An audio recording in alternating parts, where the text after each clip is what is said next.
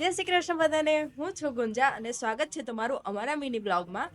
તો આજના દિવસમાં મને મોર્નિંગ શિફ્ટ હતી, તો મેં સવારે ઉઠીને યોગા કરતી હતી. અને ઇફ તમે તમારા સાથે ડોગ્સ હોય તો તમે સમજી શકો છો કે તમારો કોઈ જ પર્સનલ ટાઈમ હોતો નથી. જેવું કે હું યોગા કરતી હતી તો પણ ચોંટીને બેઠો હતો, ખસતો જ નહોતો. હું જોબ કમ્પ્લીટ કરીને જ્યારે બહાર નીકળે ને ત્યારે વેધર કંઈક આવું હતું. ભર બપોરે રાતની ફિલિંગ આવે છે, તો કાળું કાળું ચડ્યું છે અને ઠંડી તો.